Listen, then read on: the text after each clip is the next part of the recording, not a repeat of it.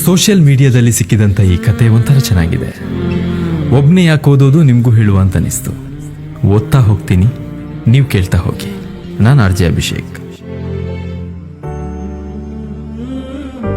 ಅಪ್ಪ ಗೋಡೆ ಹಿಡ್ಕೊಂಡು ನಡೀತಾ ಇದ್ರು. ಅವರು ಕೈ ಇಟ್ಟಲ್ಲೆಲ್ಲ ಗೋಡೆಯ ಬಣ್ಣ ಸ್ವಲ್ಪ ಸ್ವಲ್ಪವೇ ಮಸ್ಕಾಗ್ತಾ ಇತ್ತು. ಇದನ್ನು ನೋಡಿದ ಹೆಂಡತಿಯ ಮುಖಭಾವ ಬದಲಾಗ್ತಾ ಇದ್ದದನ್ನ ನಾನು ಗಮನಿಸಿದೆ. ಅದೊಂದು ದಿನ ಎಂದಿನಂತೆ ಅಪ್ಪ ಗೋಡೆಯ ಮೇಲೆ ಕೈ ಇಟ್ಟಿದ್ರು.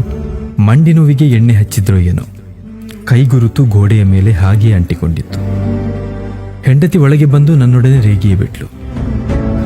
ನನಗೂ ಕೂಡ ಅವತ್ತು ಏನಾಯ್ತೋ ಏನೋ. ಅಪ್ಪನ ರೂಮಿಗೆ ಹೋದೆ.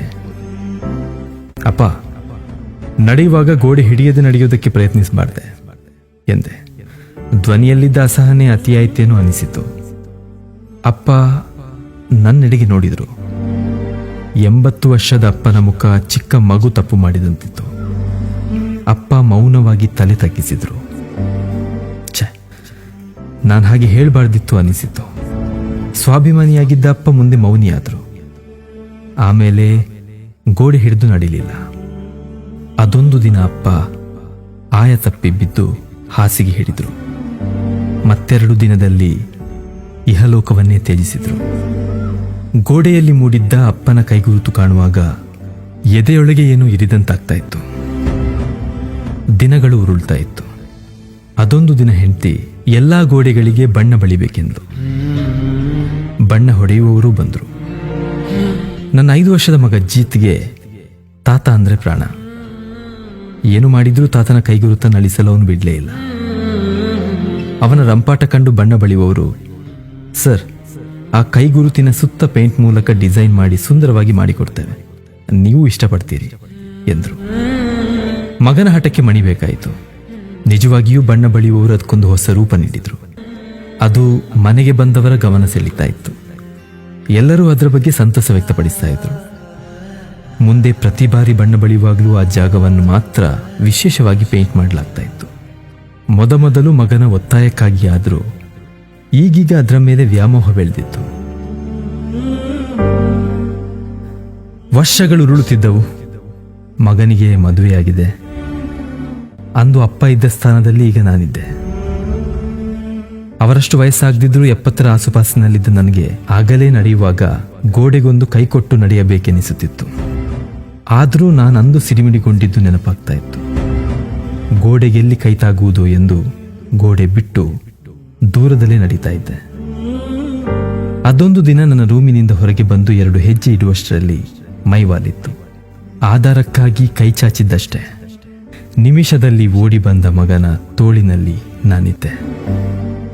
ಅಪ್ಪ, ಹೊರಗೆ ಬರುವಾಗ ಗೋಡೆ ಹಿಡ್ಕೊಂಡು ಮೆಲ್ಲನೆ ಬರಬಾರದೆ, ನೋಡಿ ಈಗ ಬಿದ್ದು ಬಿಡ್ತಾ ಇದ್ರಿ ಎಂದು ಹೇಳಿದಾಗ ಅಚ್ಚರಿಯಿಂದ ಅವನ ಮುಖ ನೋಡಿದೆ.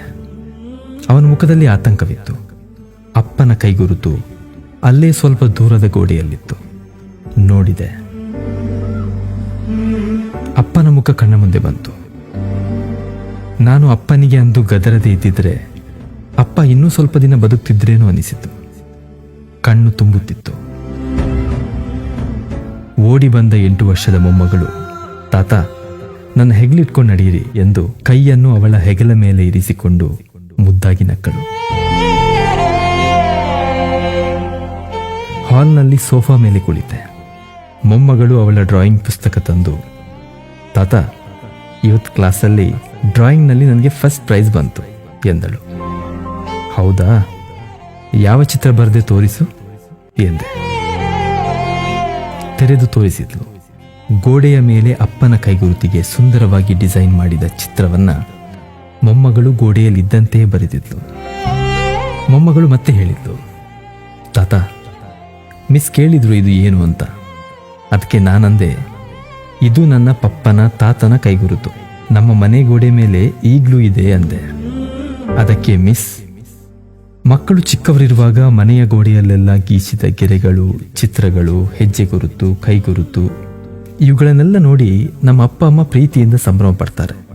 ಹಾಗೆ ನಾವು ಅವರಿಗೆ ವಯಸ್ಸಾದ ನಂತರ ಅವರನ್ನು ಅದೇ ರೀತಿ ಪ್ರೀತಿಸಬೇಕು ಎಂದು ಎಲ್ಲ ಮಕ್ಕಳಿಗೆ ಹೇಳಿಕೊಟ್ರು.